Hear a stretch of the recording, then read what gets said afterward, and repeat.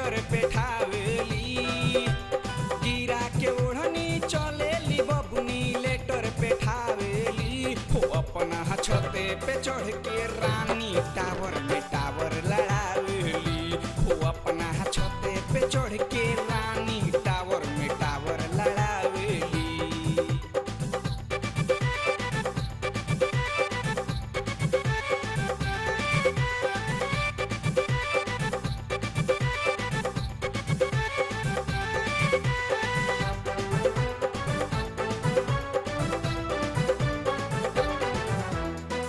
के बहाना निकलली घर से जातानी माई ड्यूटी।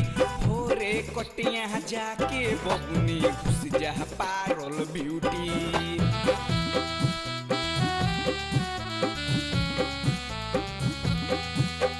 करके बहाना निकलली घर से जातानी माई ड्यूटी।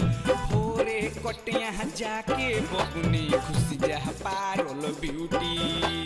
मेकअप से कप डेंट पेंट आई बोरो बनवावेली। मेकअप से कप डेंट पेंट आई बोरो बनवावेली। अपना छोटे पे चढ़ के रानी टावर पे टावर लड़ावेली। वो अपना छोटे पे चढ़ के रानी टावर में टावर लड़ावेली।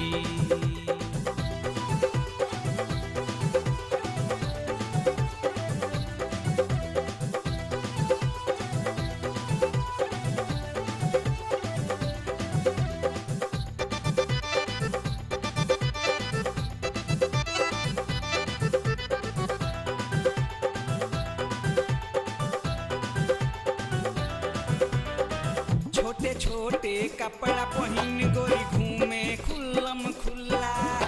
साइकिल पे चढ़ी जा तो समझे अपना के टाटा बिरला।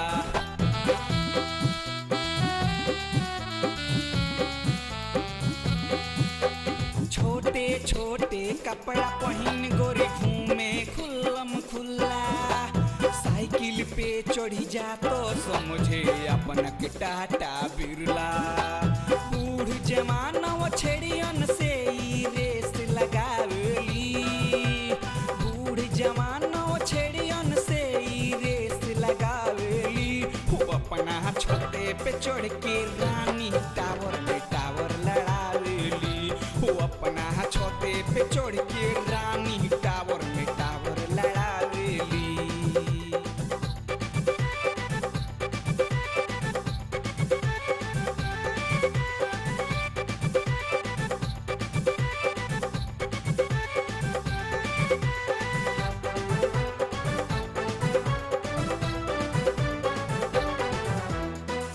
फोर थ्री के कोचिंग करे आगे न आवे गिनती।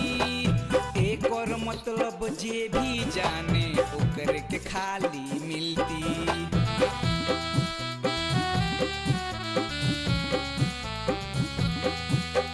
143 के कोचिंग करे आगे न आवे गिनती। एक और मतलब जे भी जाने ओकर के खाली मिलती।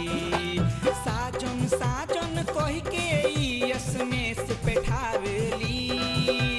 साजन साजन कह के यसमें से बैठावेली। वो अपना छोटे पे चढ़ के रानी टावर में टावर मिलावेली। वो अपना छोटे पे चढ़ के नीलम टावर